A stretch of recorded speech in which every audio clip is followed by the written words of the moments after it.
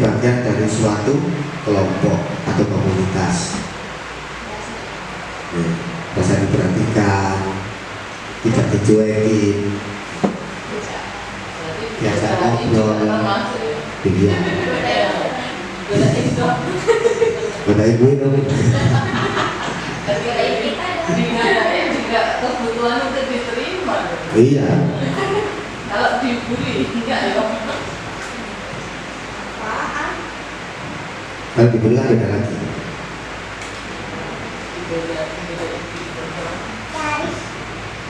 Dibully itu kalau nggak terima itu baru namanya dibully. Kalau apa? Kalau diterima ya dibully. Tapi kan dia mau. Kan kalau diterima sama dengan bercanda. Nah, kebutuhan ini juga meliputi keinginan untuk tetap terhubung dengan orang lain seperti teman, keluarga, pasangan hidup, teman kerja. Kebutuhan diterima.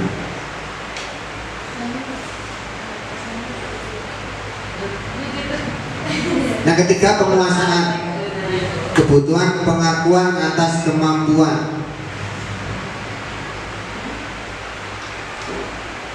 Kebutuhan ini berhubungan dengan kekuatan untuk mencapai sesuatu, menjadi kompeten, menjadi terampil, diakui atas prestasinya dan keterampilan kita, didengarkan dan memiliki rasa harga diri. Berarti penguasaan. Aku loh, saya pinter dewi, aku diakui, kan penguasaan. Itu kebutuhan dasar. Ya ada seperti itu ada. Pengakuan. Butuh pengakuan. Eksistensi. Ya. Menjadi kompeten. Dia juara kelas. Itu kan juga merupakan pengakuan, penghargaan. Mencapai sesuatu. Dia sangat terampil. Itu juga merupakan sebuah untuk kebutuhan yang keempat yaitu kesenangan, kebutuhan untuk merasa senang. Kebutuhan akan kesenangan adalah kebutuhan untuk mencari kesenangan, beriman dan bertakwa. Bayangkan hidup tanpa kenikmatan apapun, betapa menyedihkan. Glaser menghubungkan kebutuhan akan kesenangan dengan belanja, ya kesenangan. Kak belanja saja. Oh, tak sampai ada hilang. Saking senengnya anak hilang. Nah, ini susah. Baik. Yang kelima adalah kebebasan. Kebutuhan akan pilihan.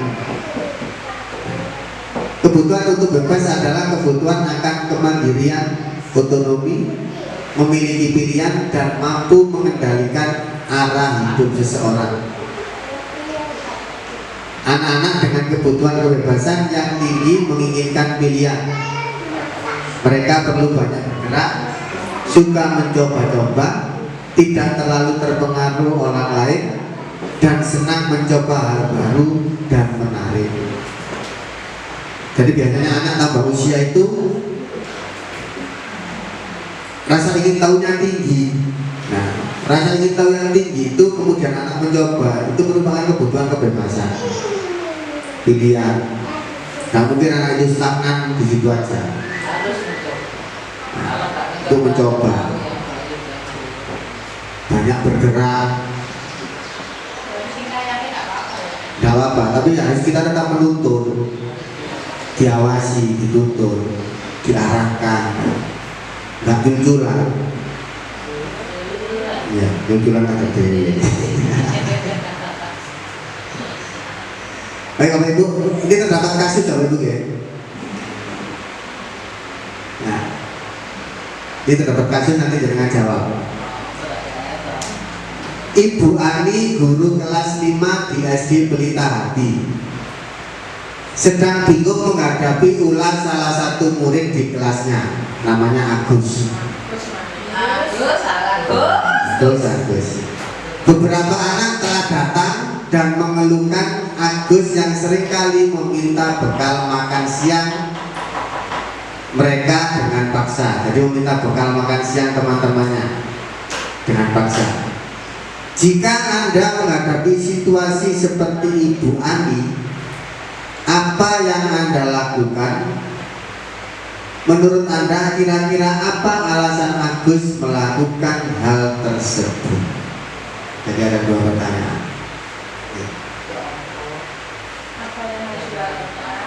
Apa yang Anda lakukan untuk menghadapi situasi seperti itu? Nah, monggo, tak kasih waktu dua. Kalau saya, mungkin saat dia merebut itu kan dia posisi lapar, kenyang dia nggak akan. Jadi yang saya lakukan pertama itu bertanya, berbicara secara pribadi, apa masalahnya si Agus ini tadi. Setelah itu saya bisa komunikasi sama orang tuanya, mungkin sarapan dulu, terus dibawain bekal sehingga dia kenyang, terus nggak minta temannya lagi, ya harus bicara, komunikasi dulu ya. Itu kalau versi saya. Enggak, yang lain. Ayo, Tono. Ya, terus dulu ditanya mengapa dia merebut makanan temannya. Apakah dia lebih dari bekal atau bagaimana? Sehingga tidak bisa bercerita, nanti bisa menentukan sikap dari Sikap dari Pak Ani. Monggo. Yanti. Sama juga pertanyaan jawabannya, yaitu ditanya dulu anaknya kenapa dia melakukan hal seperti itu. Kemudian di samping itu juga latar belakangnya Agus ini anaknya seperti apa, ekonominya seperti apa, atau mungkin karena alasan mungkin saja ya karena alasan ekonomi di rumah akhirnya dia tidak mau lapar nanti perutnya sakit atau gimana, atau mungkin ada rasa benci sama temannya sehingga menghabis makanan temannya. Jadi ditanya dulu anaknya. Terima kasih atas jawabannya. Ini dihubungkan dengan kebutuhan dasar manusia, sangat luar biasa sekali. Dalam konteks penerapan disiplin positif Bapak Ibu, Ibu Ani sebaiknya mencari tahu alasan. Nah, benar yang dikatakan Bu Nia, Mbak Kono, ya kita mencari tahu alasannya dulu. Yes. Nah, mengapa Agus melakukan tindakan tersebut? Nah, agar mengetahui kebutuhan mana yang sedang berusaha dipenuhi Agus. Jadi menanyakan dulu kepada siswa tersebut. Nah, kemudian setelah ditanya,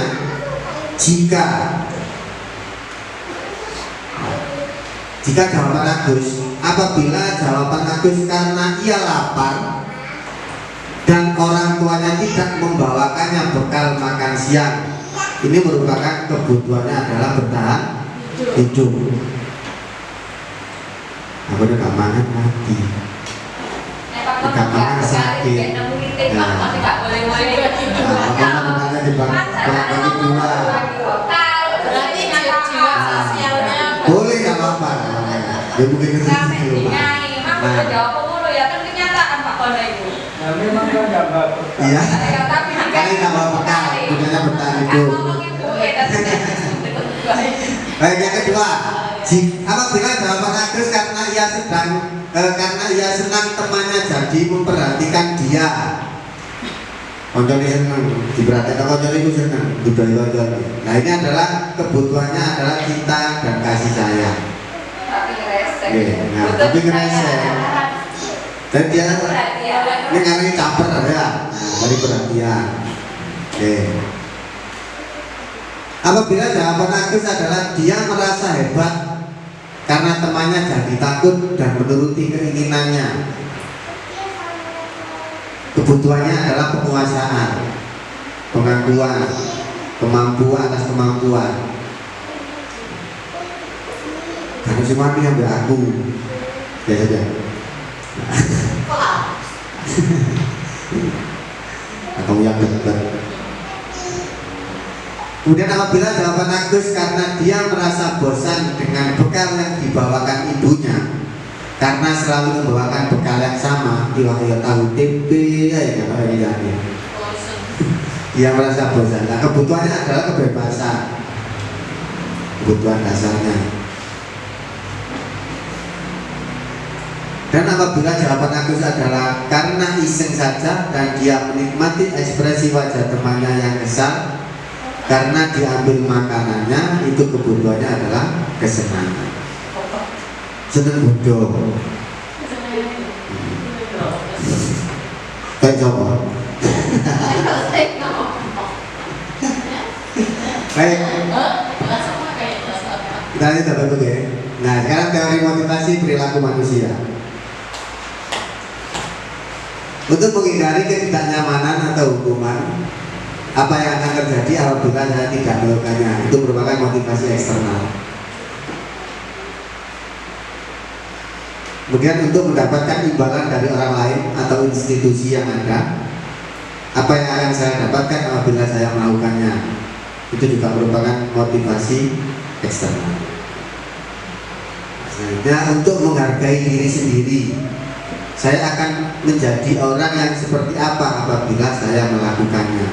Itu adalah motivasi internal. Nah, ini adalah tujuan dari disiplin positif, itu dari diri kita sendiri.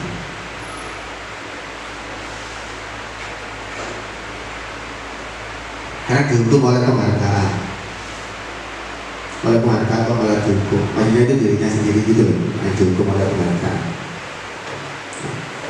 Bahwa penghargaan berlaku sama dengan hukuman, dalam arti meminta atau membujuk seseorang melakukan sesuatu untuk memenuhi sesuatu tujuan tertentu dari orang yang meminta atau membujuk.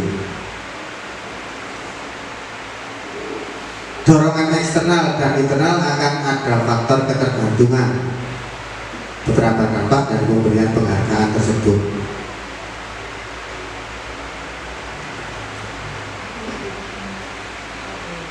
Yang pertama, dihukum oleh penghargaan. Pengaruh jangka pendek dan jangka panjang. Penghargaan menghukum, penghargaan mengurangi ketepatan, penghargaan tidak efektif, penghargaan merusak hubungan. Penghargaan menurunkan kualitas, penghargaan mematikan kreativitas.